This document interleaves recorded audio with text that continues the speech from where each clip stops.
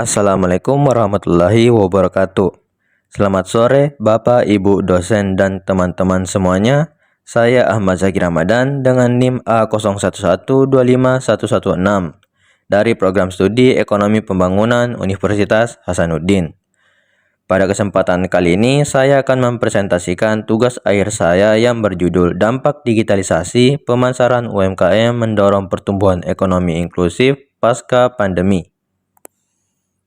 Jadi, UMKM adalah fondasi utama perekonomian kita. Setelah pandemi, digitalisasi pemasaran bukan lagi sebuah pilihan, melainkan sebuah keharusan agar UMKM dapat bertahan dan tumbuh di era digitalisasi ini. Digitalisasi berpotensi mendorong pertumbuhan ekonomi inklusif, yaitu pertumbuhan yang merata dan adil. Namun, saya mengidentifikasi 3 hambatan struktural yang menghalangi pemerataan manfaat digitalisasi. Yang pertama, kesenjangan digital, terkait infrastruktur yang tidak merata dan rendahnya literasi digital. Yang kedua, daya saing produk dan logistik, yaitu masalah kualitas produk dan inefisiensi logistik yang mengurangi daya saing harga.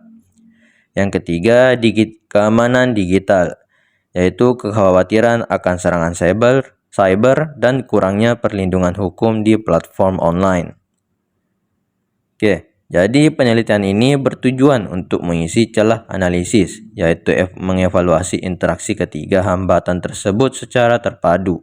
Secara spesifik, tujuan saya adalah menganalisis dampak signifikan dari kesenjangan digital terhadap efektivitas pemasaran UMKM, menguji hubungan antara standarisasi produk, efisiensi logistik, dan daya saing UMKM di ekosistem digital. Dan yang terpenting, merumuskan kerangka solusi kebijakan yang terintegrasi yang berfokus pada pemerataan infrastruktur, kapasitas, dan keamanan digital. Adapun metode penelitian saya menggunakan pendekatan mixed method dengan design sequential explanatory. Bagian kuantitatif mengukur 4 hambatan struktural ini melalui survei kepada 103 UMKM di Kota Makassar. Makassar dipilih karena perannya sebagai pusat pertumbuhan ekonomi di timur Indonesia. Data yang dikumpulkan kemudian dianalisis menggunakan perangkat lunak SPSS dan hasilnya kemudian disandingkan dengan analisis kebijakan kualitatif. Dari 103 responden, mayoritas bergerak di sektor makanan dan minuman dan berada dalam tahap pertumbuhan. Temuan kunci pada adopsi teknologi sangatlah menarik, yaitu 90,3% UMKM menggunakan WhatsApp Business, sementara platform e-commerce resmi seperti Tokopedia hanya digunakan oleh 3,9% UMKM. Ini mengindikasikan bahwa digitalisasi masih di tahap awal, di mana UMKM cenderung memilih alat yang mudah diakses, berbiaya rendah, dan bersifat informal. Adapun temuan kunci pertama yaitu kesenjangan digital dan kesiapan. Hambatan pertama adalah kesenjangan digital. Angka menunjukkan bahwa 69,9% UMKM di Makassar mengalami sinyal internet yang tidak stabil, dan 48,5%-nya terbebani biaya data yang sangat tinggi. Ini membuktikan bahwa hambatan struktural infrastruktur adalah masalah yang nyata. Meskipun demikian, ada optimisme 65% responden merasa memiliki kemampuan digital yang cukup. Korelasi saya memperkuat hal ini, yaitu kesiapan digital berkorelasi kuat dengan dampak positif sebesar R sama dengan 0,466. Artinya, potensi dan kesadaran sudah ada, namun infrastruktur yang tidak memadai menghambat relasi potensi tersebut. Oke, kita lanjut ke temuan kunci kedua, yaitu daya saing logistik dan keamanan. Terkait daya saing, 68% UMKM yakin kualitas produk mereka konsisten, namun 35,9% kesulitan bersaing secara harga di pasar digital.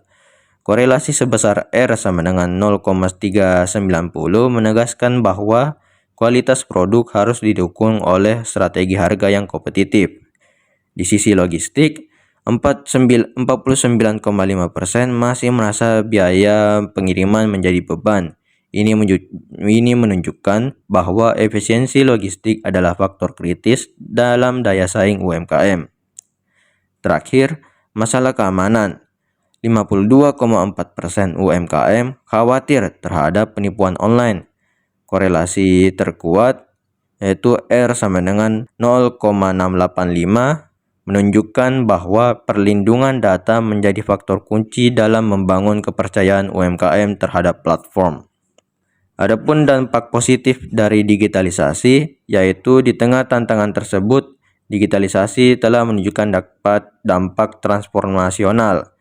Saya menemukan bahwa 69,9 UMKM mengalami peningkatan penjualan dan 70,9% berhasil membuka peluang kemitraan baru. Lebih penting lagi, 49,5% berhasil menyasar pelanggan di luar daerah. Hasil ini menggarisbawahi peran digitalisasi dalam perluasan pasar dan pemberdayaan, yang merupakan bukti nyata dari dorongan menuju pertumbuhan yang inklusif. Oke, kita ke kesimpulan. Berdasarkan analisis, saya menyimpulkan bahwa transformasi digital telah berdampak signifikan, namun tantangan struktural harus diatasi. Kesenjangan digital dalam infrastruktur dan literasi tetap menjadi hambatan utama. Daya saing dan keberlanjutan memerlukan sistem logistik yang efisien dan strategi harga yang kompetitif. Lalu, keamanan digital adalah kunci untuk membangun kepercayaan ekosistem. Adapun saran dan rekomendasi kebijakan terpadu dari saya, yaitu saya merekomendasikan kerangka kebijakan yang terpadu seperti pemerataan infrastruktur, peningkatan kapasitas, dan penguatan keamanan dan perlindungan.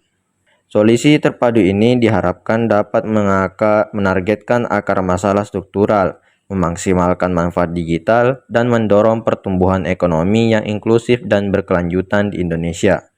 Dan mungkin itu adalah presentasi dari saya. Terima kasih atas waktu dan perhatiannya.